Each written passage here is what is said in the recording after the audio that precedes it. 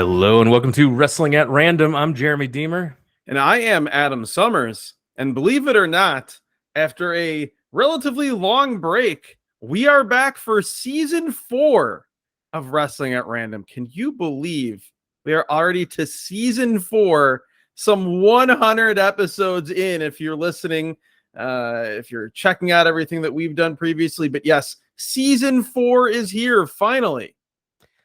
It's been a long time, but time flies when you're having fun, and we've been having a great time doing this podcast. We've been having a great time watching all kinds of wacky, random pro wrestling. We've done not only all the episodes you see here in the free feed, we've got a whole bunch of bonus content, over almost 80 episodes of bonus content at the time of this recording. Which has continued. I just want to jump in and say that has continued during the season break. We have done new episodes every single week during the season break over on the bonus feed. Jeremy will tell you a little bit later on, or maybe right now, how you can check all those episodes out. But if you just don't have enough content already, you probably got a full road trip or two worth of new bonus content there since season 3 ended.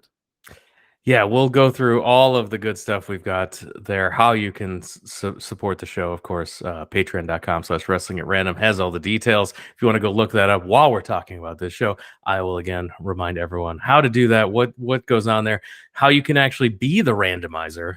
For those who are listening for the first time here in season 4, thank you for joining us. The entire back catalog is there waiting for you. It's all evergreen content, so feel free to drop back into any of the previous episodes and give that a listen. But if you're joining us for the first time, the way this works is we go through and we scour the internet for all of the internet's wrestling content. We dump it into the randomizer, we fire it up, and the randomizer chooses a show from any time, any territory, any streaming service, and anywhere in the world. This is not just North America exclusive as far as the wrestling that we'll watch. The most important thing heading into season 4 is that you have refreshed, you have revitalized, you have revamped, you have reworked the randomizer. More wrestling content than ever before has been dumped in. Busting at the seams. Dare I say the randomizer is busting at the seams? It absolutely is. Steam is pouring out. It's still going though. 4 seasons in, it's still going strong. We haven't had to buy a new one. We just keep dumping more stuff in there, but that should lead to even more new and different content for season 4. And yeah, we'll get into it in a moment, but boy, did the randomizer give us something to start the season off with. Oh boy, it's been a while, Adam. It's been a while since we've taken a journey to TNA, total nonstop action. This time, it's not an episode of their television show Impact.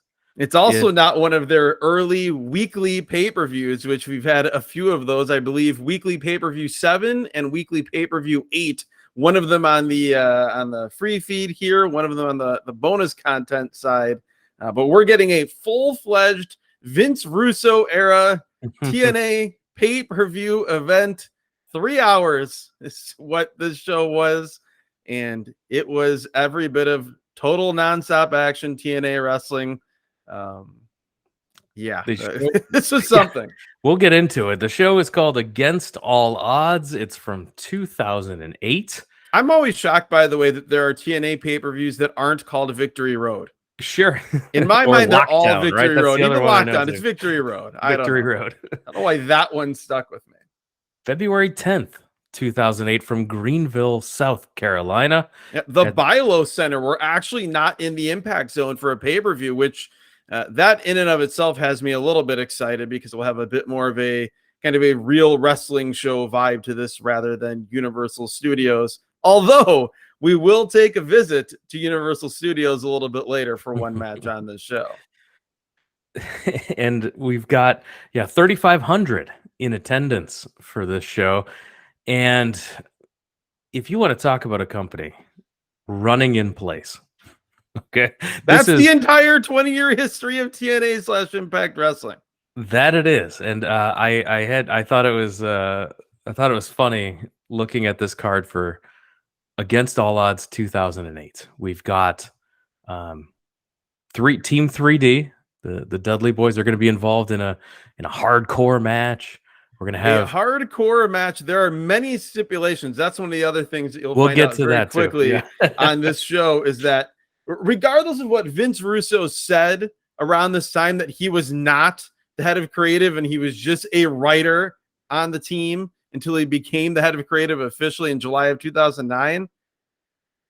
He's the head of creative when you watch this show. It is unmistakable. Fingerprints are a tad all over the show. Oh, yeah, he would be dead to rights, guilty as charged with how heavy the fingerprints are on this show.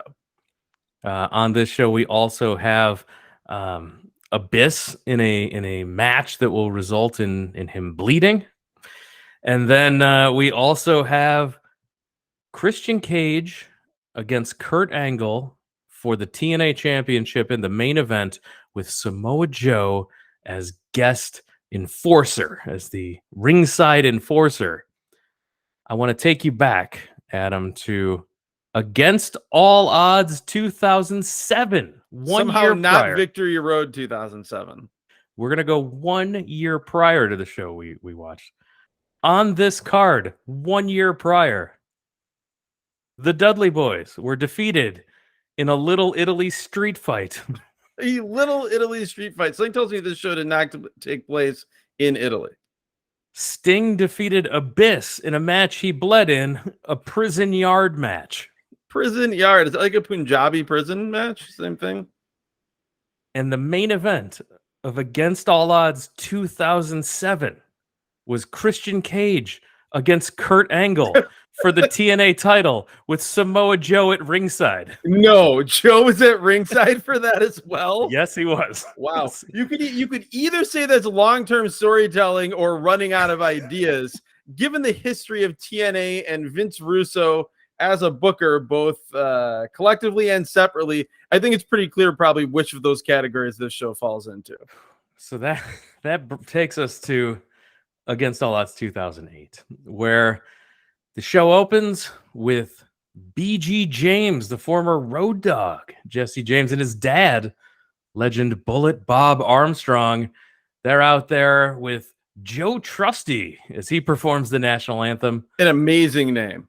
And we're I would underway. hope this man was a professional liar. He's we've got we're looking at we get the aesthetics here, and a quick fashion corner on the ring. I don't mind the 6-sided ring. Never had a problem with the 6-sided ring. I was familiar with it, with seeing it in AAA and some other things, but my problem with the 6-sided ring, the way TNA presents it, is the ropes are too thick. Why are these ropes so thick? My notes very similar in that these ropes are red and they are at least twice the thickness of normal steel cables you would see in WCW, ropes in the WWF, etc. I don't have a problem with the 6-sided ring in theory or even in practice. My issue with it more is that when you have it in a company that 90% of the guys are uncomfortable working in said 6-sided ring, it always drags down the match quality. Fashion corner on the arena itself, I don't know that I've ever seen a building that leaned more heavily as far as the way they shot it into everyone on one side of the building and no one on the hard camera side. I mean, the crowd looks big. When you get ringside camera shots, you can see that the upper level is completely darkened. It appeared as though they sold 0 tickets in the upper level, but the floor on the side that the hard camera is pointing to seems to be pretty much completely full.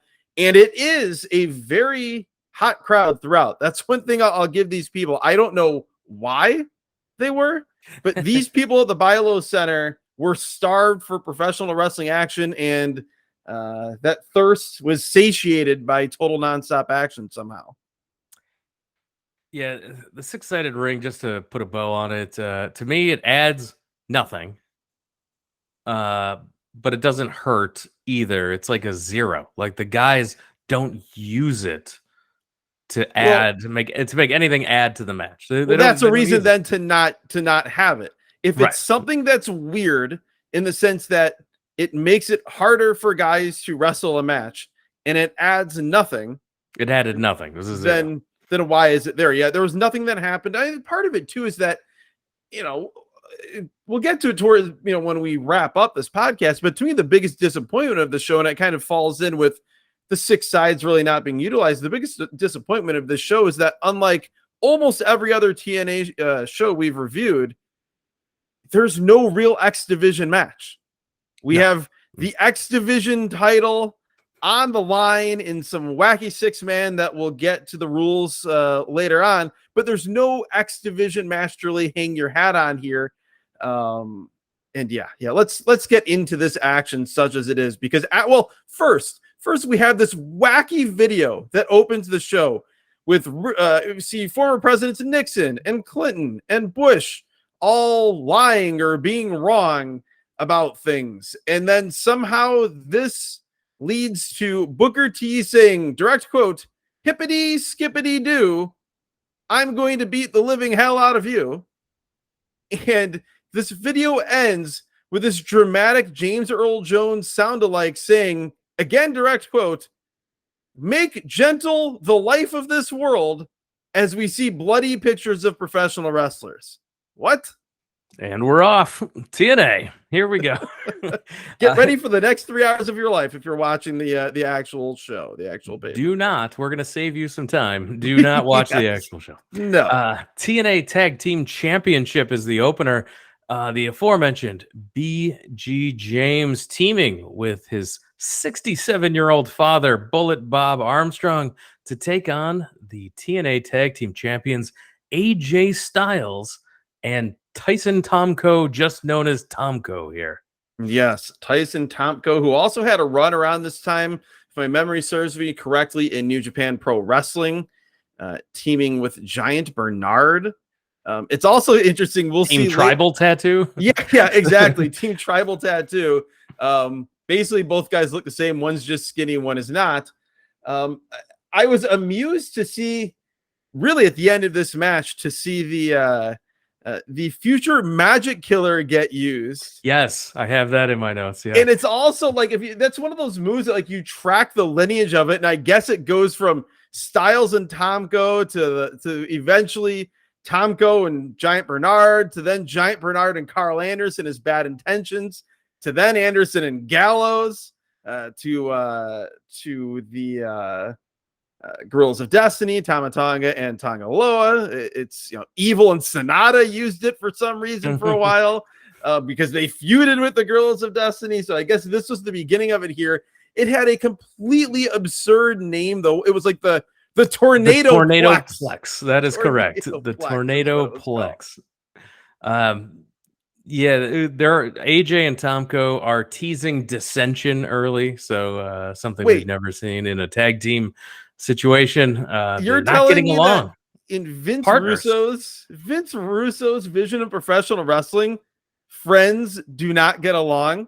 Didn't get along, and apparently, Tomko had sided with Christian. Yes, with Christian, while AJ Styles is aligned with Kurt Angle, but they're all heels. Yes, and we'll get to before the main event, I'll recap more about Tomko because their dissension doesn't come into play here. I'm glad, by the way, that you said you didn't say we'll make sense of this later. No, we will discuss it, but we will not make sense of it. We'll explain it as best we can. Making sense of it is something that is above both of our pay grades, I think, even though we both have decades of professional wrestling watching and podcasting. My biggest note about this, other than the thick ropes, is that AJ Styles is wearing a crown for some reason. He is. What? He has a crown. We see later on that he's like a prince in Kurt Angle's gang. They call him like the phenomenal Prince AJ Styles. Yeah, we'll get there. It again doesn't play into this match at all. We do get a VKM, a Voodoo Kin Mafia mention here for BG James, because his partner, the former Mr. Ass, Billy Gunn, Kip James, is is somewhere in this feud as well. I still but he have doesn't so many questions about the whole Voodoo Kin Mafia thing. Obviously, VKM, Vincent Kennedy McMahon getting Yeah, a it's real just dig, getting a a real real dig dig. there. Yeah. But the idea that BG James, the former Road Dogg, and Billy Gunn, or excuse me, Kip James, the former Billy Gunn, they are the VKM, Voodoo Kin Mafia. They share the same last name in storyline, but they are not brothers.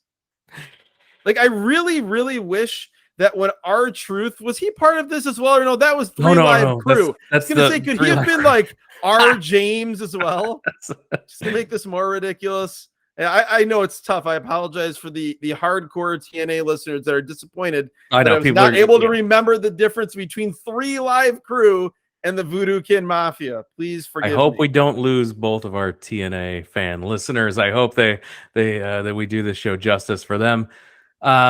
Bullet Bob was in there looking old, and I was terrified when Tomko power slammed him. That was Yes. scary.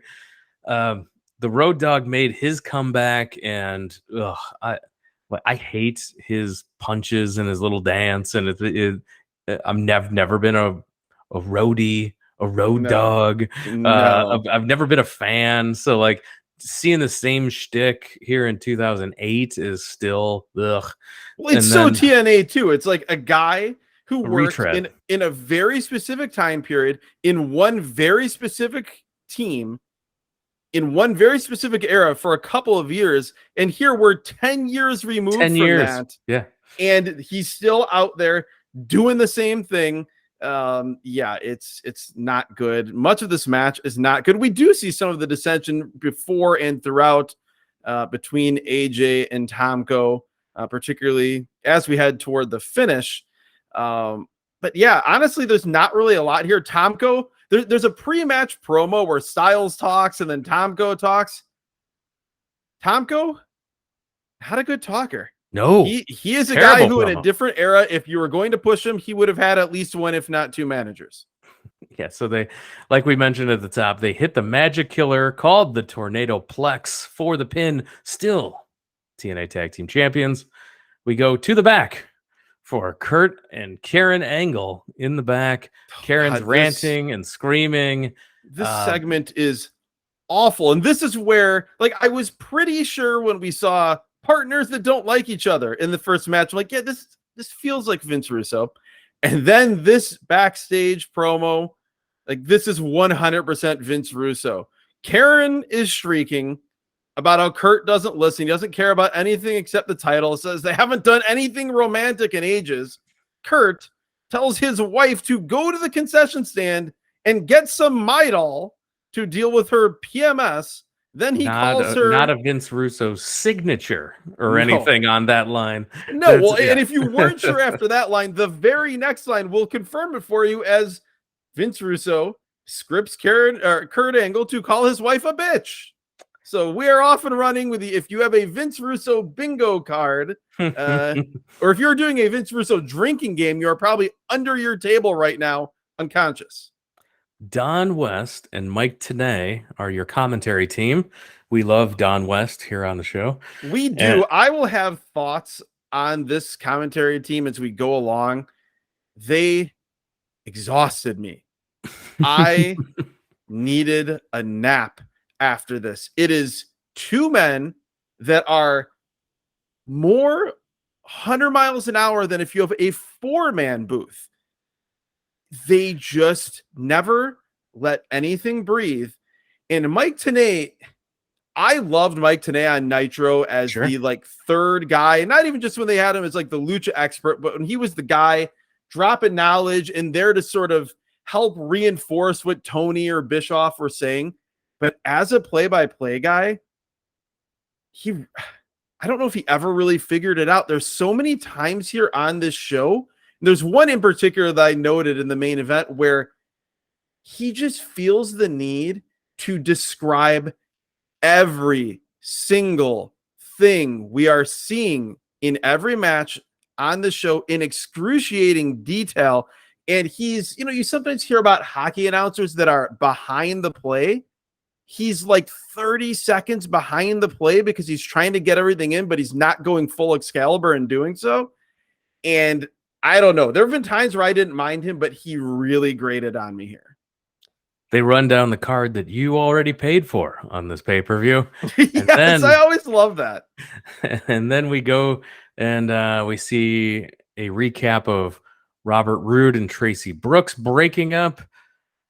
We see then Peyton Banks coming out representing Robert Roode and Inc. to take on Tracy Brooks.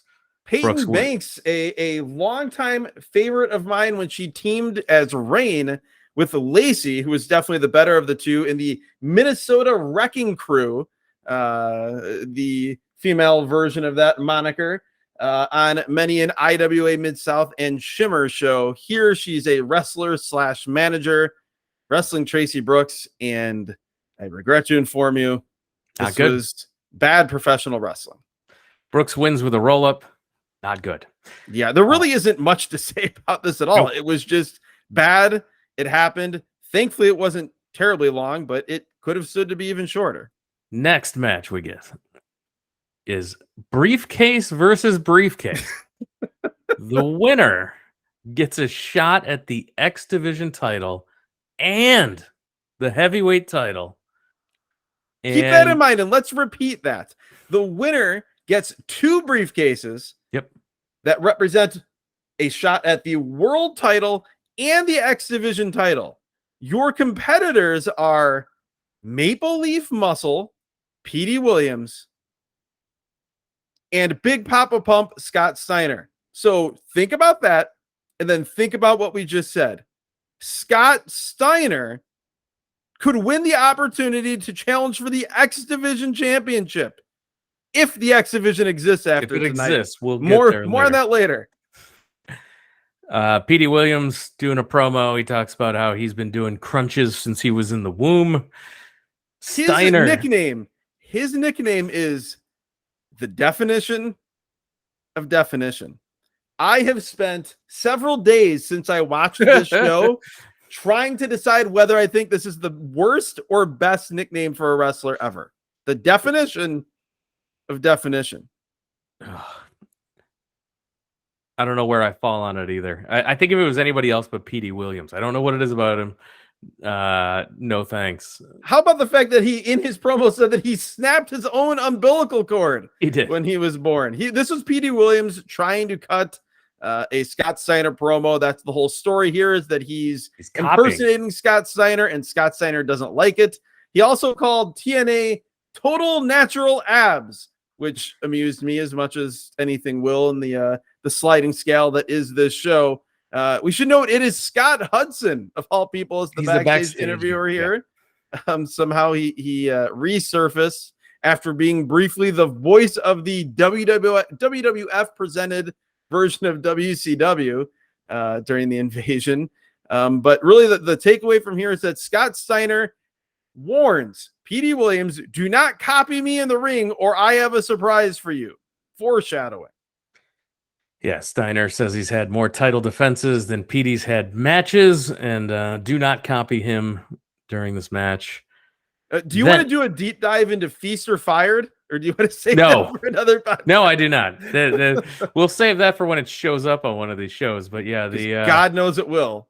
So at this point, during these entrances, I'm like, it feels like it's been a long time since between wrestling matches. Like, yes, this show is paced so poorly that we had the opening match and then a whole lot of nothing, then a short women's match, then a whole lot of nothing, and now we're to the third match. And I'm paced like an episode of Impact. We're like an hour into the show. I'm like, what is going on? Like, what? Yeah, I was not impressed with the pacing of the show. Felt weird. So we've got Petey versus Scott Steiner. Petey tries some stuff, no effect on Steiner. He then Petey does some push-ups before Scott Steiner could do his elbow drop, which Scott Steiner would always do his elbow and then roll off and do the push-ups. So Scott gets frustrated. Petey gets in a quick flurry of offense, but Scott Steiner cuts him off quickly with an overhead belly-to-belly suplex. Not the scariest suplex we will see in this match. No. We should also mention Scott Steiner physically looks a lot better than I would have expected him to look. He, in terms of the shape he's in, he looks like Scott Steiner. He's moving fairly well. Like, I would even argue that he actually looks more mobile here than he did during his brief, what was it, 2003? Yeah. WWF run, his feud with Triple H. Like, he looks totally fine. Obviously not 1992 Scott Steiner doing stand-in Frankensteiners and everything else. He's also not doing a 20-minute match here. Yeah. That helps. A Steiner line. Then this time he drops the elbow, rolls off, does his own push-ups instead of pinning Petey. He hits a belly-to-belly off the middle rope by Scott Steiner. Scott Steiner with a Samoan drop off the middle rope again. Yeah, that's sort of like weird. Doesn't want the pin yet. It's almost like out of a torture rack position, but you hold the guy's arm as well and fall back. Like, it's Samoan drop's probably the closest thing to describe it to, but it's a bit different than a normal Samoan drop. Now he goes outside after he pulls Petey Williams up, does not want the cover. He goes outside and grabs the briefcases, each of which are wrapped in chains for some reason. I guess they don't have padlocks or combination locks or anything else. You just have to wrap things in chains to make sure people can't get into them. But either way, he wedges each of the briefcases into, I guess, like, you can't say one of the four corners, one of the six corners. That will come into play momentarily. So yeah, they're set up. The ref won't let Scott Steiner ram Petey Williams into the briefcase. And not just any ref, by the way. This is shorts-wearing ref Slick Johnson. So I don't know enough about Slick Johnson, but I know there's a story there because he has to be some character of some kind with the shorts and the incompetence. Yeah, they did a few things with him. If you recall, wasn't he also like the guy that walked up to Larry Zbyszko in that backstage segment? Someone was wearing a wig. Remember that on that episode of Impact we reviewed during that like that weird time when Impact was only airing on the internet between their Fox Sports deal and their Spike deal? I just recall him being in that weird segment. After the ref won't let Scott run Petey into the briefcase, Petey sends Steiner into the briefcase and he gets a 2 count. Steiner goes for almost like a pop-up powerbomb attempt, but Petey turns it into a Rana for a 2 count. Scott saved this, by the way. It was a pop-up Rana that was about to go awry. Scott Steiner with Claudio Castagnoli level basing here. I was very impressed. He is able to save it. Only a 2 count off that Rana. Petey goes for the Destroyer, but because wrestling physics were still in play back then with Canadian Destroyers, as you mentioned to me when you're watching this show and texted me, Petey Williams is not able to hit the Destroyer. We get an Alabama Slam style spinebuster from Scott Steiner instead. Yeah, I texted you after this spot because I'm like, hey, isn't it funny when you couldn't hit a Canadian Destroyer on somebody because they were too big? Now everybody can hit a Destroyer on anybody at any time as a transition move. Yes, and it may get a 2 count. Never a finish. Never is a 2 count. So yeah, at this point in 2008, you could not do a Destroyer on an opponent. And he was really one of the only people using it. Like, I recall being at IWA Mid-South. He invented it, right? This is his, as far as I know. I mean, being at IWA Mid-South shows in early 2004 and seeing a random guy named Petey Williams, who I had never really seen before, he had a Canadian Destroyer, and the entire gym went crazy. Of course, and no one else. And it was a while before I ever remembered seeing anyone else do it. And back then, it was instant death. It was an automatic finish, but that had to be. Yeah, that went away pretty quickly. No. So he goes for the recliner, but Petey rolls him up for 2. Petey to the top, hits a crossbody. He gets a 2 count. Petey Williams tries to put Steiner in a Steiner recliner of his own, but Scott picks him up, rams him into the buckles. Like, immediately, which is great. He should not have had Steiner in that recliner for any period of time at all. We get a really nasty, awkward tornado DDT by Petey Williams. It only gets 2. So awkward, in fact, that Petey Williams comes up bleeding. We get a low blow by Scott Steiner. We have dueling chants, by the way, for Scott Steiner and Petey Williams here. I just need to mention that and reiterate how incomprehensibly hot this crowd in Greenville, South Carolina was for this show. A low blow by Steiner. Petey returns the favor with a low kick of his own, sends Steiner into the other briefcase. Petey hits a drop kick off the top rope. And at this moment, some tall woman, she comes in, she poses on the apron, distracting Petey. Steiner then hits a last ride power bomb for the pin. It was a crazy last ride too, because he starts from like an electric chair position, twists him in midair, hits a massive last ride power bomb, as you said, gets the win.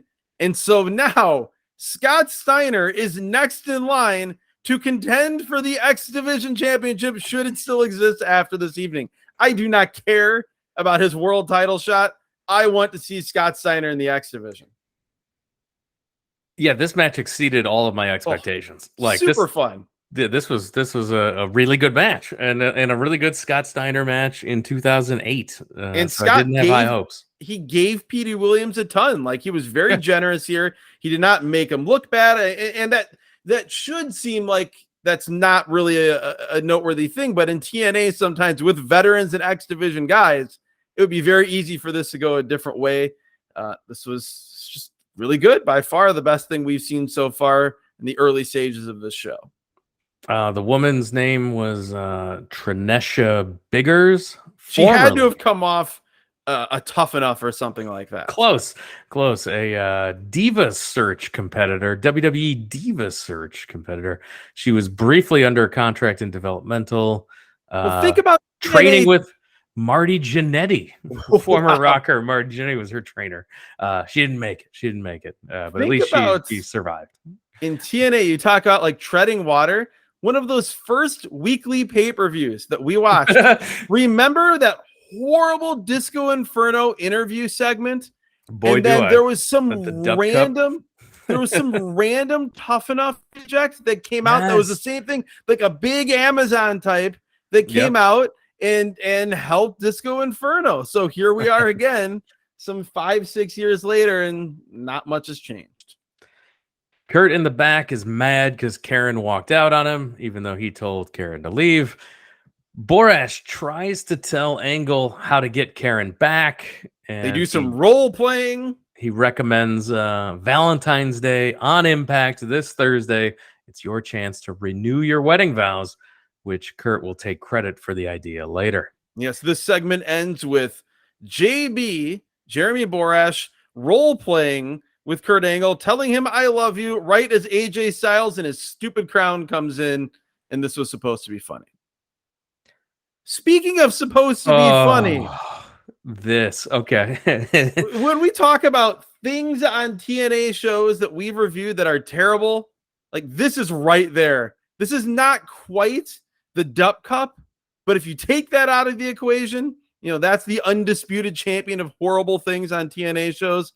This is right there, a video package for the total nonstop action drinking championship. Yeah, so this was like a this was like a serious video package to build up a championship. But yeah, it was the championship in question is the world drinking title, and yeah, Eric Young runs down his drinking regimen. I'm like, okay, like, you've got me, you've got my interest. I'm curious what you're gonna do with it. Wow, this is where we hit a fork in the road, and you went one direction, and I didn't. There was nothing, not a single moment, not a millisecond entertaining of this video package that had me intrigued. But I'm intrigued with what the match is going to be, right? Like, is the match a drinking contest? Because it sure sounds like it's going to be a drinking contest. Is the match going to be like what is going on? Do you have to like stop and take a shot in mid-match and then keep going? Be like that Yano Yoshinobu Kanemaru match in recent times in New Japan for the King of Pro Wrestling Championship, where they did that, where like there was a fall and then they each had to take drinks, and then whoever was more drunk by the end was going to lose because they wouldn't be able to kick out. And that was what, and you know, they do those 5Ks where you're drinking at every K along the That's way. a thing. Oh yeah. So I'm like, Wow. I was intrigued with what they're gonna do. That with sounds like a the way to legit kill people. the world drinking title. What are they gonna do here? And nothing. It's a regular wrestling match. But the belt has beer cans taped on it. It's a regular wrestling match that had top rope moonsaults and everything. What? Why? I don't understand what's happening. This is Cowboy James Storm with Jacqueline taking on Eric Young, and it's just a regular match. It's not lame. Yeah, the only thing lamer than them doing some wacky drinking championship match is just having a regular match. The drinking championship. We're also informed that there was a DCS, a drinking championship series that led to this. I don't really have anything else to say about this match at all. The finish is the best part of this match. Yeah, the finish is the best part because Rhino appears. Yes, he hits the ring. He gores James Storm. Apparently, Rhino's been gone for months. Eric Young makes the cover. Again, I need to note, the fans of Greenville, South Carolina loved every second of this. I do not understand how immediately after the show, TNA did not move their headquarters from Nashville to Greenville. They were in the wrongville because Greenville was TNA country. Running charters to Orlando for all these people. I thought that spear was awesome. I thought James Storm took an awesome bump off of the spear. Rhino looked like a killer. This is a fun ending to nothing match. How hot was this crowd? Rhino did the deal that you never do because then it kills the crowd reaction where he said, I have a lot to say, but I'm not going to say it tonight. I'll say it on Thursday. These Greenvillians just kept cheering throughout. No, it's usually a cascade of boos. Yes, because they're not going to be. Always the surest way to make sure that you lower the temperature of the crowd a little bit by telling them they're not going to get the thing they want this week. They didn't care. The booing continued in my living room as the TNA Knockouts Championship was up next. ODB challenging Awesome Kong with Rashia Saeed. Raisha Saeed. Before this, we get a video package, a backstage interview with Jim Cornette. He's in Orlando. He has a random barbed wire board behind him, and he informs us that the South Carolina Athletic Commission, clearly not as big of fans of TNA as everyone in the building, has determined that this barbed wire massacre between Abyss and Judas Macias cannot happen in the state of South Carolina. Jim Cornette says, however, TNA is known for their word, I guess, and says that when we advertise the match, it will happen. So it's going to happen in the Impact Zone. He then grabs a tomato and grinds the tomato against the barbed wire to show us what the barbed wire can do and will do to the wrestlers later on. Great promo from Jim Cornette. I love the tomato touch to show what actual barbed wire will do. Cornette was We'll awesome. get to the barbed wire that was used in the match because it was definitely different barbed wire than we saw here. But yeah, that then will lead later to that match. But coming up next, Awesome Kong, ODB. We have Raisha Saeed, who is, in fact, cheerleader Melissa in a Val. Not wrestling. For some reason, not wrestling. She's a manager, even though she would have been by far the best woman on the roster at that point if she was wrestling. I'm disappointed because I remember attending around this time, I think in 2007, a TNA pay-per-view. I can't remember which. I'm going to say Victory Road. Yes, I was on a family vacation and didn't even realize there was a TNA pay-per-view Universal. And because I'm me, I figured, all right, I'll go. There was nothing on that show that was good. Like the main event was supposed to be, I think, Kevin Nash or Scott Hall or someone was in a tag team match and they no-showed. So Eric Young was the replacement in the main event. But there was an Awesome Kong Gal Kim match. That would be different than Gal King. Gal Kim. And it was great. Yeah. And that's so I was hoping that's what Awesome Kong is known for. Is that feud with Gail Kim. Yes. And so I was hoping that maybe, like everything else in TNA, that, as you mentioned, just went a year later without changing, that 1 year later we'd have Gail Kim and Awesome Kong. Instead, it's ODB, who is one of my least favorite wrestling characters of all time. So this was not good. This was not Gail Kim. No, Awesome or Kong. even Gail King. I think Gail King of CBS this morning would have had a better match with Awesome Kong than ODB did here. Kong wins with an awesome bomb, almost totally a squash here. Yes. And then we get a James Mitchell promo, which we do. James Mitchell is good at cutting James Mitchell promos. He's very good at delivering this stuff. And he's talking about barbed wire mayhem. And I found this funny. I was looking at Brian Alvarez's recap of this from the Figure 4 newsletter. And he mentioned, because I wasn't going to watch any of the TVs leading up to this or after, so I wanted to see what was going on. He did make a mention that this promo did not air on Impact to build up this match at all. This promo aired on the show you've already paid for to see this match. Which completely is hilarious, because then there's also video packages that run later on and run throughout this show where they were clearly just the same package that they produced for Impact. Because here on Sunday evening, as you were watching the pay-per-view, the video package says this Sunday on pay-per-view.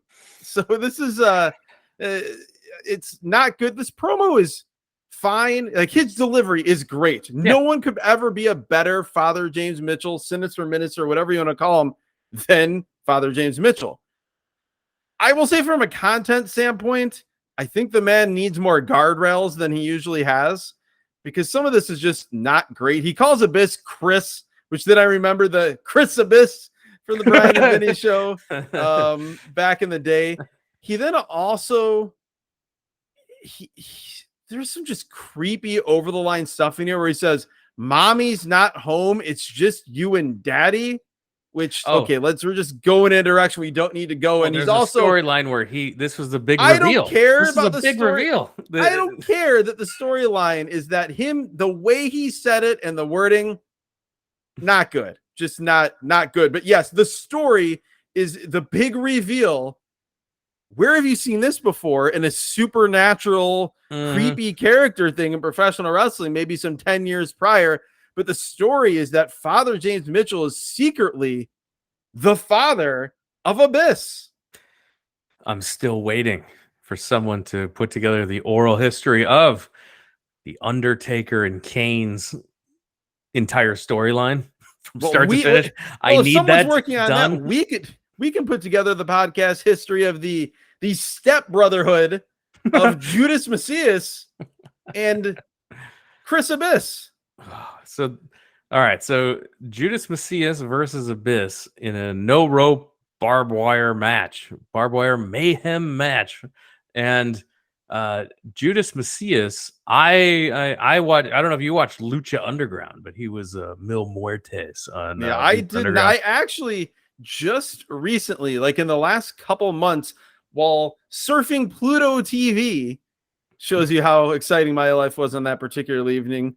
Saw an episode, a marathon of Lucha Underground. I was sick, and I watched a couple episodes in a row. I obviously was aware of it, but had never watched it before. This, I guess, would have fit pretty well in that. I'm waiting for it to get to 10 years, marinating for 10 years, so we can throw it into the randomizer. Absolutely. But yeah, so there's all the classic barbed wire match tropes: teasing, falling into the barbed wire, actually falling into the barbed wire. Well, before we get to that, let's mention that, like, the setup for this, it's the six-sided ring also here in Orlando.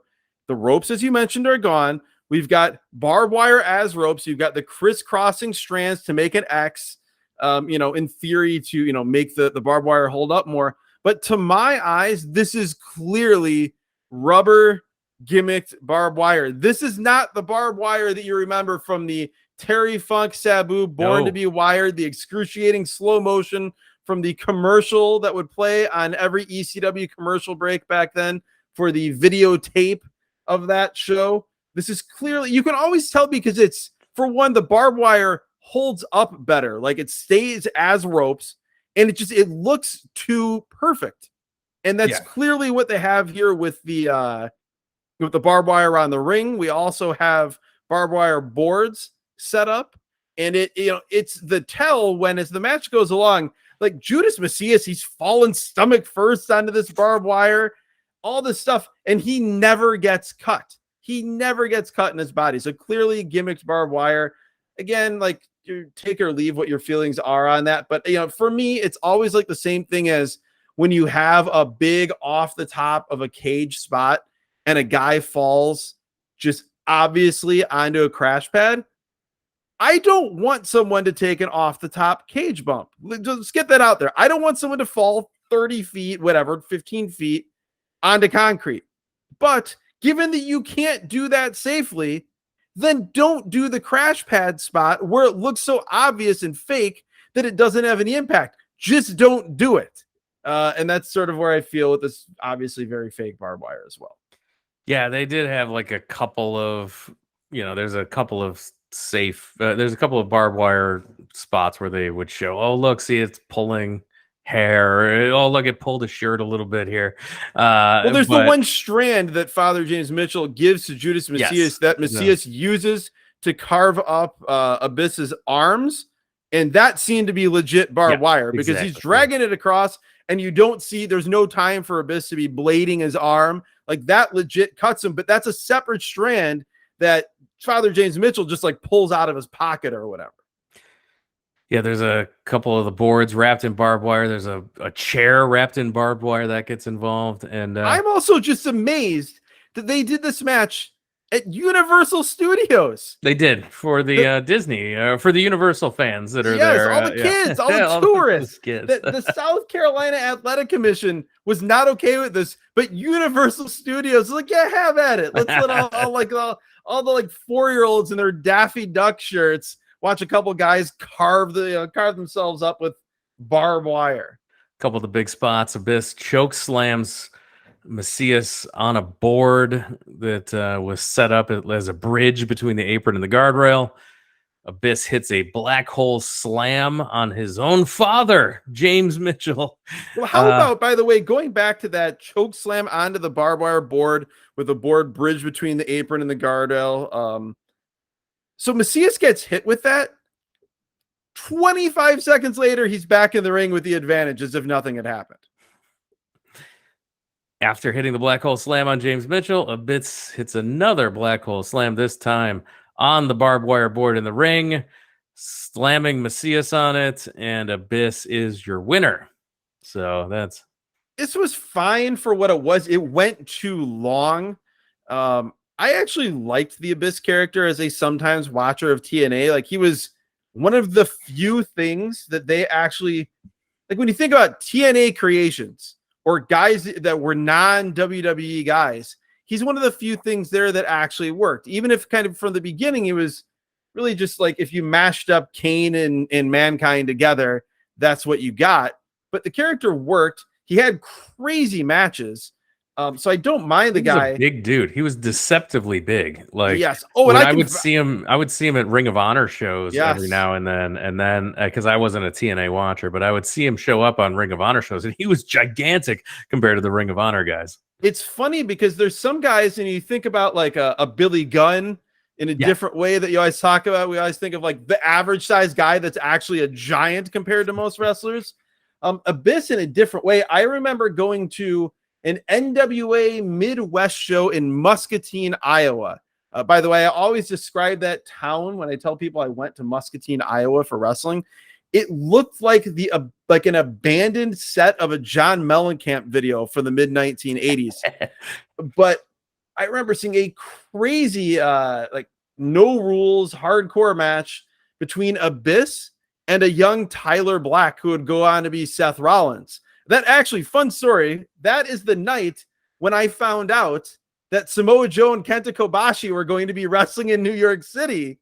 And then we committed to buying second row tickets for that show. But anyway, yeah, Abyss was huge. He was so much bigger than anyone else on that show. We then get a Robert Roode promo where he talks about how much he hates Booker T and Sharmell, calls them names. He says he's going to take back his apology inside the ring. And then we see the video where Roode accidentally punches Sharmell. And then it turns into I'm not sorry about it. And that's how this whole match came about. Yeah, this backstage promo from Bobby Roode is another one of these Vince Russo promos for sure. The other thing that to me is notable is I remember at the time thinking that Robert Roode was a really good promo. This was during maybe the weakest period in professional wrestling history on televised wrestling in terms of guys that were good promos. And now I think about just if you were to take Robert Roode and this promo and drop it into, say, a random episode of Dynamite in modern times, he wouldn't be like the 10th best promo on the show. Like, it was fine, but just painfully average. Like, if he was in the territory days, he would have been a lower end promo compared to some of the guys that you would see back then. Fine, but just a completely and utterly unremarkable wrestler in every conceivable way. Guy who cut a great promo, Booker T, after this in the back. Booker T's in the locker room. He cuts a promo where he just says, I'm going to go out there and kill this guy. And that's about it. Like, intense, short, and not like over the top crazy Booker. I'm serious. I'm going to go murder this guy and I'll see you in a bit. And that was it. I'm like, this is great. I was surprised by it because Booker in TNA was very hit and miss in terms of like just how much he cared, which again, you can't really fault him. That was pretty much every star that went and got a paycheck in TNA. I have to note at this point, as we have the entrances of Robert Roode and Booker T, one of the things that I always thought, and we've talked about before, one of the worst points of TNA, and this isn't going to be what a lot of people think of, just the most, I talked about Robert Roode being an unremarkable wrestler, the most unremarkable interchangeable entrance music of any wrestling promotion ever, with one exception that we'll have later on in the main event. But so many of these guys, like the first 3 to 5 seconds will be them saying something, and then their music hits, and there's no way to discern if it's his music, if it's a different guy's music. Like, it's so generic. It is notable that they kind of went more WCW than WCW in Booker T's knockoff version of the best entrance music of all time. They did a good job here. I'll give them credit. This was a great knockoff.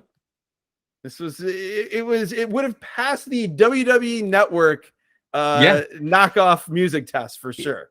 It was as close as you legally could get to the same song. Yes, and the Harlem Heat entrance music. Like, well done, whoever put that one together. Because I was like, oh man, what a bummer it's going to be to see Booker T coming out to not that amazing Mount Rushmore of theme song.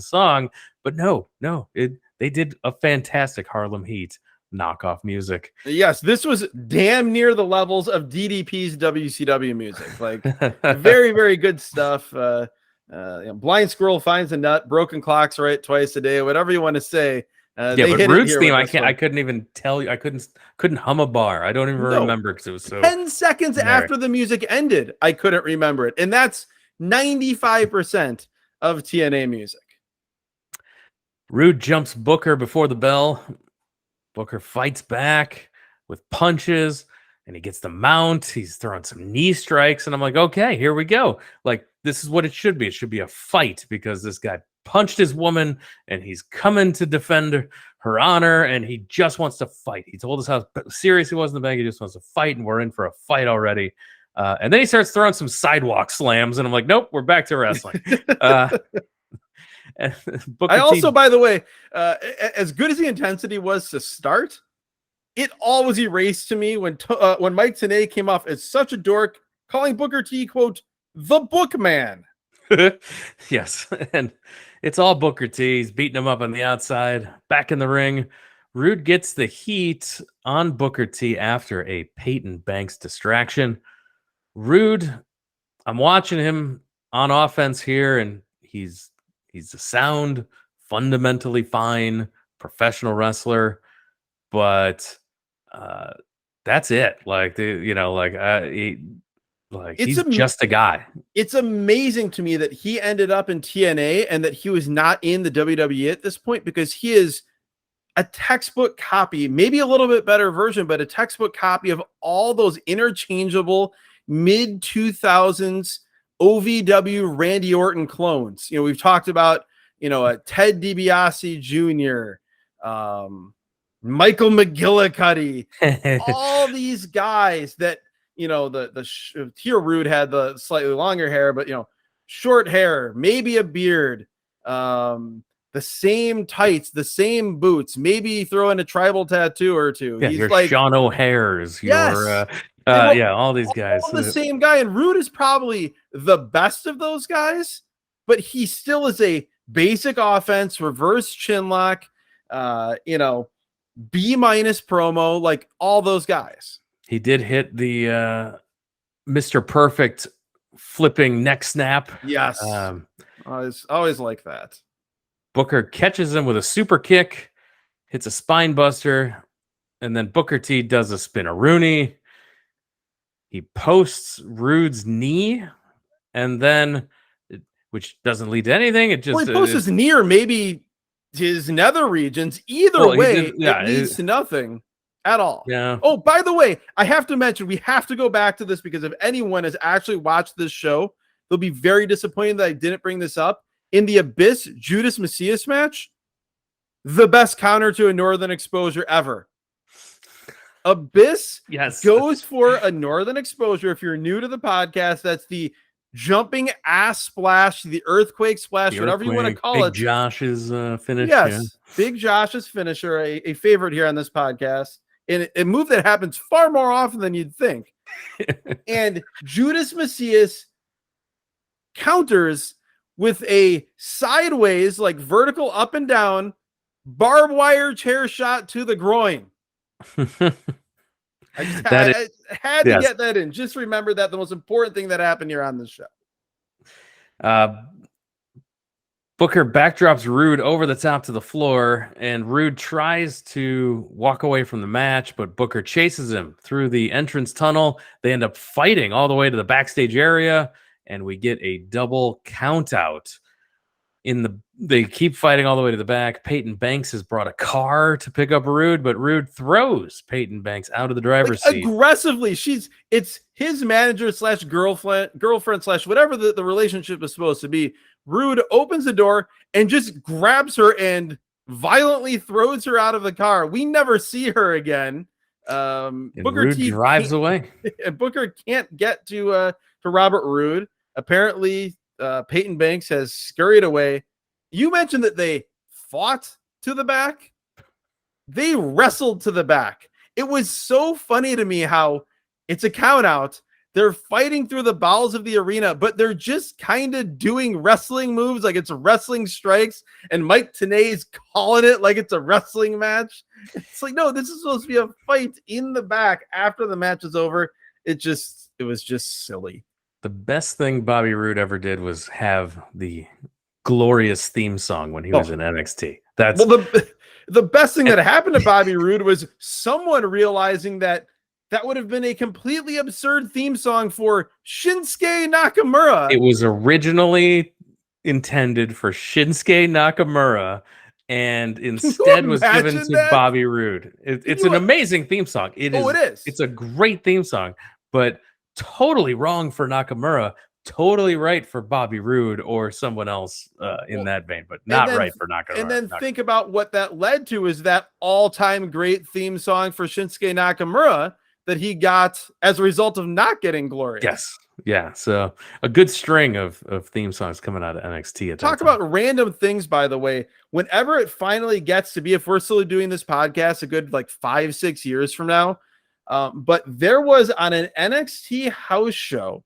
around the time period of the Cruiserweight Classic during Kota Ibushi's brief flirtation with the WWE, Kota Ibushi wrestled Robert Roode, on an NXT show. And that match, I don't know if it still is since it migrated to Peacock, but that match was up as a hidden gem on the WWE network. It was a hidden gem. It's not on the cock right now. Disappointing. What a weird, like, just moment in time that passed. Kurt Angle and Karen Angle are in the back. Another backstage promo. Karen loves the idea of renewing their wedding vows. Kurt Angle is serious, and now he's ready to focus on Christian now that his wife is happy in his corner. Next match. Oh, boy. Okay, so the rules are simple, Jeremy. The rules are simple. That's what I've Get been told. ready. In this match, if the X Division loses, the X Division is abolished. So the X Division is being represented by the Motor City Machine Guns and Jay Lethal. Jay Lethal, who is just called Black Machismo at this point, doing his Randy Savage cosplay. Obviously, the Motor City Machine Guns being the great tandem of Alex Shelley and Chris Sabin. So they are representing the X Division. However, if they lose, the X Division is abolished. Scott Steiner does not get his title shot. The most important reason to cheer for the team, the trio of the Motor City Machine Guns and Black Machismo, is to ensure that Scott Steiner's X Division title shot will be cashed in. If Team 3D loses, the former Dudley Boys, if Team 3D loses, they must get under 275. What a random number. 275. Not 300, not 250. They might as well said like 272. Like, what's the 275 pound weight division? We were always told the X Division was about no limits. But apparently, I guess the division was 275. I don't know what they were going for here. By far, the most confusing thing about this match, I spent way too much time trying to figure out what Team 3D's partner, X Division Johnny Devine, X Division champion Johnny Devine. Devine. What is Johnny Devine's motivation here? He wants to win because he's a competitor, right? Yes. He doesn't want to lose because if he loses, whichever of the men pin him, they become the X Division champion. However, if his team is victorious, the X Division ceases to exist. So the one thing we are guaranteed of at the end of this night is that Johnny Devine will no longer be the X Division champion. He literally he is screwed. Win. Yes. He is screwed. He cannot win. How? How does this pass quality control? Everyone talks about all these other Vince Russo things, Judy Bagwell on a pole, whatever else. I don't even know if that was Vince Russo. Maybe that was before, but Viagra on a pole, all these wacky matches, reverse battle royals, King of the Mountain. I would argue there's never been anything less logical in professional wrestling history than a guy either losing the title because he gets pinned, or if he wins, the division of which he is a champion no longer exists. I would have quit. Yeah, I'd be like, wait, why am I in this match? No, I don't want this match to happen. No, this doesn't make any sense. Like, who hates me in this company? Like, why am I here? And the wrestler who wins the fall is the X Division champion, which I did not pick up on until Mike Tenay was telling me this as the guys are making their entrances. So whoever the Machine Guns or Jay Lethal, whoever gets the pin would then become the X Division champion. So, okay, so the rules are simple. I also like the idea that you could pin Devon Dudley to become the X Division champion. Let's just say this out front. Given the promo beforehand, where Bubba Ray Dudley, Bully Ray, Brother Ray, whatever he's called at this point, completely tears down the X Division, says they're fake wrestlers, says they don't look like wrestlers, they don't talk like wrestlers, they don't act like wrestlers. The only logical finish for this, in this illogical match, but the only thing that makes sense is for one of the three X Division wrestlers to directly pin Bubba, Brother Ray, Bully Ray, Bubba Ray Dudley. He is the guy that has to lose here for any of this to make sense and for it to be a satisfying payoff. Yeah, that would make sense. They start by brawling all around the ring. Lethal hits Bubba with a dead end street sign, and the crowd chants TNA, your live crowd again, Yes, with a TNA chant. I'm like, that can't be sincere. the takeoff of the was it 95, 96, whatever it was, the stop sign. The first time this was done at ECW Arena. This just felt like a sad impersonation of that. And this whole match felt like a sad impersonation of a New Jack match. You just had plunder everywhere. Tons of plunder. Yeah, I was disappointed that we did not have the WWE Network in the Ghetto song playing throughout this match, as we've heard. Like, I was hearing that in my head, legit, as this was happening. There's a kitchen sink in there, so they can get everything's in there, including the kitchen sink joke. There's a blow up doll, but no reference to the Duck Cup. I was waiting for them to pay homage to their history here, but nothing. I really don't have time for these type of matches outside of New Jack, where it's just a ton of plunder and nothing matters, and it's just guys hitting each other for 15 minutes. We do have a couple cool spots, a triple tornado DDT. There's another triple spot right before. And we should also mention the Fashion Corner. Shout out to Jay Lethal. Jay Lethal honored the tradition of street fights where you wear jeans, you wear jeans, cowboy boots, and you wear your knee pads over your jeans. Well done, Mr. Lethal. Yes, this is one of the few times we'll compliment Jay Lethal on this podcast. Not a big fan. That is one of them. I will say, far improved as a wrestler in modern times over how he looked here. Yeah, it's so my big takeaway from this was whenever Team 3D was on offense, this match got real slow. Oh my God, yes. And because they were doing nothing. And then the machine guns are on offense. Totally different speed. HD to standard definition. Watching these guys go and operate at a different speed. Awesome. How about the machine guns hitting maybe the best total elimination I've ever seen? Yeah. Which the high-low. Well, the total elimination. Let's get the Saturn Cronus finisher. I don't know that there's ever been a wider gap between like how cool a move sounds when it's given one name versus another. Total elimination just sounds like the most badass tag team finisher of all time. High-low. High-low, come on. Today in West Vermont, I'm like, you can call it the total elimination, please. Yeah, that was only a 2 count. The Dudleys then hit the 3D on Sabin. Then they hit a 3D on Shelley.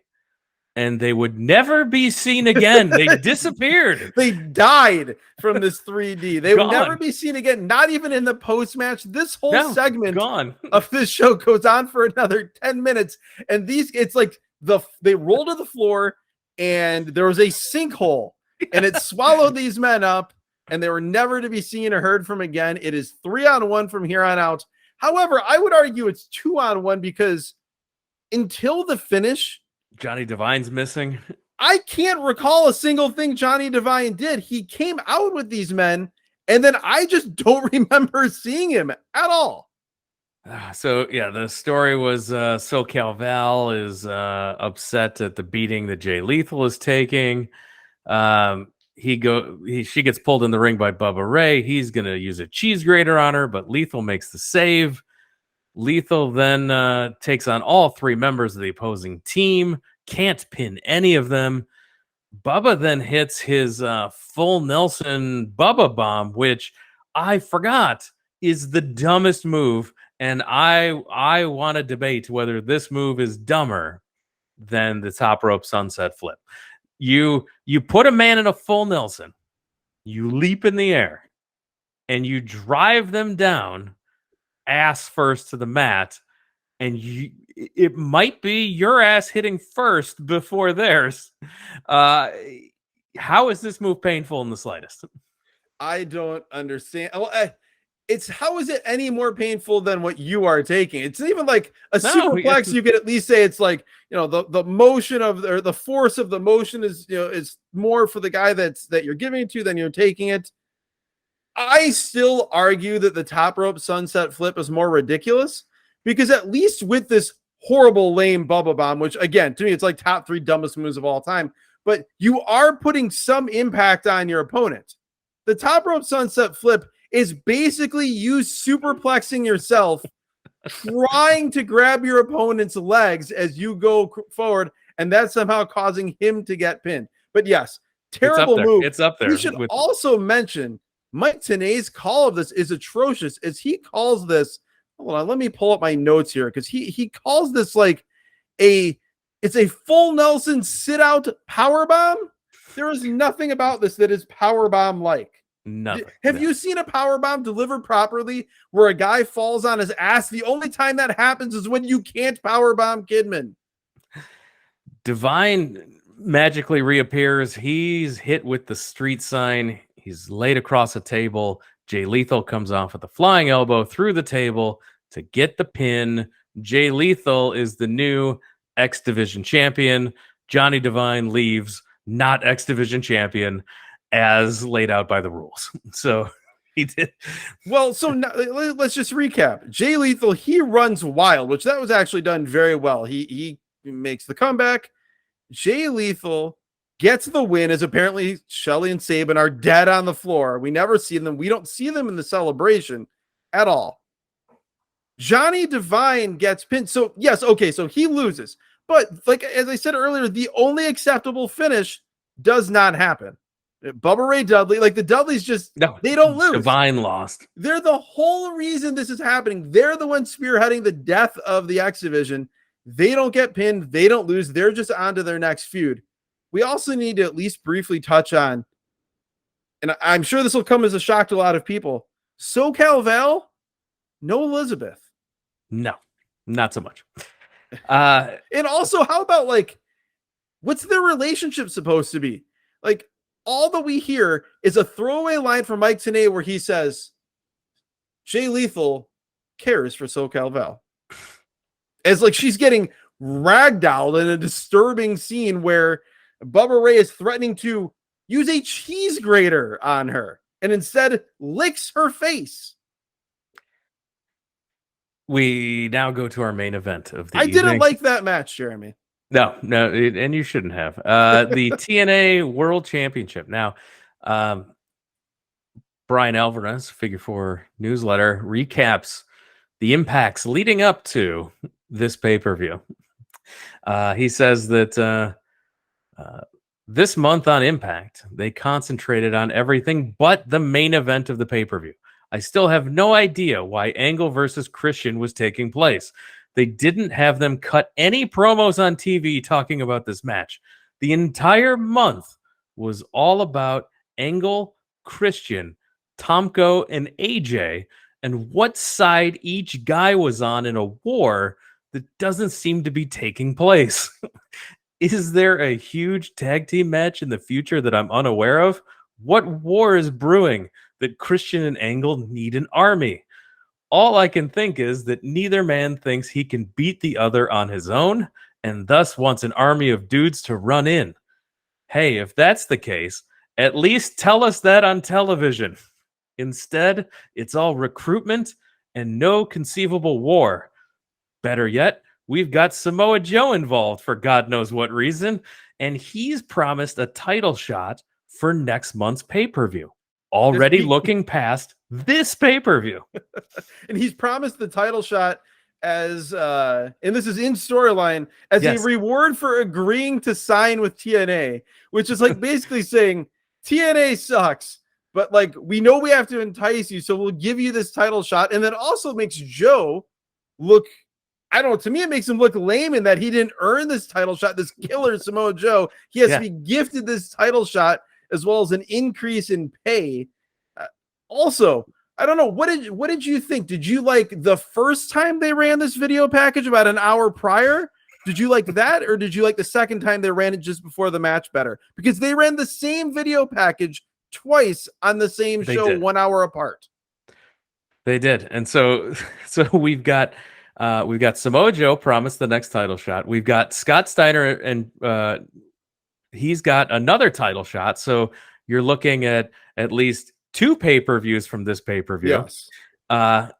And then Alvarez says, I have no idea because we're still waiting for someone to get a title shot that's supposed to win on a pay-per-view 2 months ago. And then there's Tomko, who actually pinned the champion in a non-title match and should conceivably get a title shot, which I guess would have to be 3 months down the road, but it was never mentioned again the following week. So that's the horrible TV shows leading up to this pay-per-view and this main event. Dear God, please, randomizer, do not give us any of those weeks of TV. I wouldn't be shocked if that happens, though. I feel like that's happened a few times before where we've gotten a pay-per-view and then later in the season or the next season, we get like the go-home show or the show from a couple of weeks prior. The TNA World Championship, the challenger Christian Cage taking on the champion Kurt Angle with Samoa Joe as guest enforcer, running this back from a year prior. Quick fashion corner. Kurt Angle is wearing knee-high white socks and wrestling shoes instead of normal wrestling boots. When the wrestling shoes, they're white. They almost just look more like gym shoes. Yeah, these knee-high white socks are a weird look. He's also, while he still is in good shape, he is very skinny compared to the Kurt Angle that you would have remembered from the WWE. His arms are very thin. Also, for some reason, he has an X on his singlet. I don't know if this was solidarity with the X division.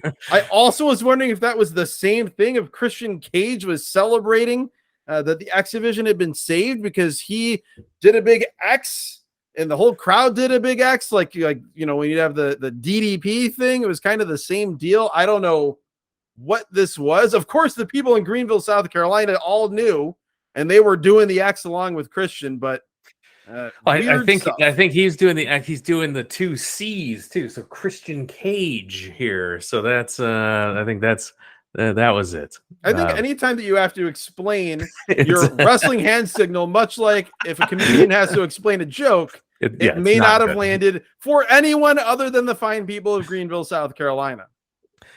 Angle starts the match by out wrestling Christian early. Christian comes off the second turnbuckle, gets caught by Angle. Angle's holding him over his shoulder and just throws him. Super cool start to this match. Angle looks incredible. I mean, God knows what his situation was at this point, as far as health and everything else. But he, in the first 30 seconds of this match, you recognize immediately this dude is on a completely different level from everyone else on this show. The mat wrestling, the intensity, the movement, the speed, the power. He's looking fantastic. Yeah, Angle's tossed outside. Christian hits a dive from the top to the floor, wiping out Angle. Back inside the ring, Christian gets pulled off the middle turnbuckle, and he lands awkwardly, holding his shoulder. Yeah, this was nasty. He's on the second. He's kind of sitting on the top turnbuckle, feet on the second rope. Angle grabs his legs, pulls him out from under him, and Christian just goes crashing all of his weight on his left side. And for a guy who's in great shape but is as skinny as Christian is, there's not a whole lot of padding there in the shoulder area. That did not look comfortable. He gutted it through, and I don't know if he was legitimately injured, but it sure as hell looked like he could have been. Angle with a belly-to-belly overhead throw sends Christian over the top to the floor. Angle pushes Joe, and Joe shoves Angle to the ground. First time we've seen Joe do anything in this match. Angle picks up Christian in an angle slam type position, tries to ram him in the post, but didn't quite execute this properly. Yeah, tries to ram him back first into the post, kind of glances off the post with the back of Christian's legs. Tenay and Don West are screaming about how this was a great strategic move by Christian because he shifted his weight. Although, if you actually watched it, Christian is perfectly still in the angle slam position. Yeah. They did their best to cover, but this just didn't work. Back in the ring, Angle hits a buckle bomb on Christian and gets a 2 count. This is quite the Angle ass whipping, and I'm having a great time watching it. Yes, this match is great. Yes, Christian is doing a great job selling for Angle, and Angle is doing a great job just killing the man. Yeah, Angle's got a leg scissors around the waist of Christian on the mat. Gets reversed into a pin, so Angle lets go and then starts hitting a couple of German suplexes. At this point, Christian reverses position, hits a German suplex where Angle flips over and lands on his head. This was absolutely brutal, and that could have gone terribly bad. Absolutely, especially considering the neck issues that Kurt Angle would deal with in his career. This looked to me like you'd see Angle with this cell a lot of times where he'd take a couple Germans, then he'd take another, and he'd fully rotate and land stomach first. That appeared to be what they were going for here, but he did not fully rotate top of his head. As you said, this could have been absolutely awful. Um, this is where, so then now Christian, he's running wild, clotheslines, a flapjack, hits sort of a reverse X Factor for a long two. That's called the instant classic. I also love when they're so non-creative, uncreative, whatever you want to say, that the name of a setup move is also the guy's nickname. He's the instant classic Christian Cage. So they call this move, which is not an instant classic. Then we have a commentary moment from Mike Tenay, which was also not an instant classic. And to me was just so indicative of how he just never stopped talking and felt the need to describe the most basic things that we had eyeballs for and also had a brain for. Christian, after hitting this instant classic, points in the air and then goes to head to the top rope. Mike Tenay tells us, Christian points to the sky. This is a direct quote, by the way. He says, Christian points to the sky. That means he's headed to the top rope. Why do you need to tell me that? We're watching. This isn't the radio broadcast. It's even if it was a radio broadcast, you could have left Christian points to the top, then we would know he's going to the top rope. Like, we have eyes and we're not morons. Just let something breathe. Angle sends Christian chest first into the buckles. We get an Angle slam attempt that gets countered to an arm drag, and he throws Angle to the floor. They're fighting on the apron, and Angle teases a German suplex to the floor. A long tease as he's struggling, trying to hit the German. A great struggle, and Don West was awesome here, pointing out how you can see the muscles striating on both men as they're struggling on the apron, as Angle is struggling to get the German and Christian is struggling to not get thrown off. Usually these spots look really bad. I thought this struggle looked great here with this teased apron German. Angle puts on an ankle lock in the ropes, ends up pulling him into the ring, still holding it. Christian tries to counter, do a roll through. Angle won't let it go. This struggle, it was awesome. Angle has it cinched in, but Christian finally makes the ropes for the break. Yeah, this from here on, from that moment that you described on, it's great. I mean, it's very Kurt Angle formula, but it's great in terms of it's a Kurt Angle WrestleMania match where it's guys kicking out of finisher, it's guys countering each other's finisher, guys using the other guy's finisher for a near fall. And all that is awesome. It's all great. But of course, because this is TNA and this is Vince Russo TNA, instead of that leading to a finish, things descend into utter chaotic madness. Right, and I've already seen everyone kicking out of everybody's finish all up and down this card. I saw it in the beer championship match. It's a credit to this crowd for hanging in there. But this match was really good. Angle. We get. Well, it all goes away. It all goes away after everything we described. All the cool counters. Christian has Angle in the ankle lock. Angle crawls to the ropes. He gets to the ropes. As he gets to the ropes, he also reaches through to Karen, his wife. Christian pulls Angle back to the middle of the ring. Angle is still holding on to his wife. So Karen is now in the ring. And this is where things just descend into complete and utter madcap chaos. Yeah, Karen slaps Christian. Angle runs and accidentally runs into Karen. Christian with a roll-up gets a 2 count. Samoa Joe then takes Karen out of there, and this allows AJ Styles to come in and try to interfere. Samoa Joe takes Karen out and sets her unconscious down in his special enforcer chair, which is just like the most ridiculous visual, the most ridiculous screen capture. And then, yes, as he's outside of the ring, AJ Styles appears on the other side of the ring on the apron. He's getting ready to springboard and go for his phenomenal forearm. But Samoa Joe, to his credit, books his way to the other side of the ring, pulls AJ Styles off the apron, whips him into the guardrail. there's a bit of a miscommunication where Samoa Joe is going for his running boot, but AJ Styles sells it or expects that it's going to be Joe going for a running clothesline and clotheslining him over the guardrail. So that looks a little bit awkward, but it's fine. They end up getting to the crowd, and Joe is chasing AJ Styles through the crowd in very quick fashion. Angle in with a chair and not the regular, but like a gigantic steel chair. Gigantic like padded steel office chair. Yeah. And then Angle misses Christian, but he kicks Christian low, then hits him with the world's heaviest chair. And at this point, Tomko comes in the ring. He takes the chair away from Angle, and then Tomko hits his wacky torture rack slam on Christian. Angle covers him, gets the 3 count. Angle's still the champ. Tomko has turned on Christian. So the story that we heard at the beginning of the show is that Tomko joined Christian on Thursday, and Tomko has turned on Christian on Sunday. Did I get that right? Well, yeah. And in theory, or not even in theory, in practice, what we've seen is that Tomko teased dissension / turned on AJ Styles. And then, like, on that same show, after he had just joined forces with Christian 3 days earlier, turned on Christian. We have a breathless Don West and Mike Tenay screaming, like gutturally screaming about how shocking this is. Like they've been together for decades. Angle and the Christian and Tomko have been buddies for decades. They've been buddies since Thursday. Yes.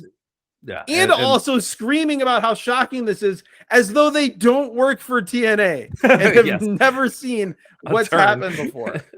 So I'm like, okay, well, what happened? Am I missing anything? Apparently, they did an angle for YouTube afterwards where Tomko explained that he wasn't on Kurt's side.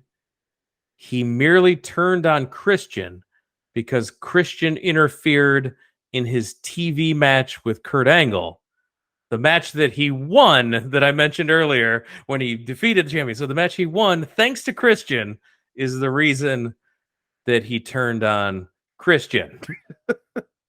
Worst television show ever was the review by Brian Alvarez, and I have to agree. The angles, that doesn't make any sense. The finish completely ruined what was a great match. Oh, this was awesome. Awesome match. The first 85% of this match was so good. Kurt Angle was peak Kurt Angle. Christian was moving. He was selling great for him. He stayed with Angle. This was awesome. I expected it to be good. It was better than that. And then, as I said, the moment that Kurt Angle got to the ropes in that ankle lock and dragged Karen in, it just descended into Vince Russo. And with that, season 4 is underway. We're 1 episode into the new season. Running.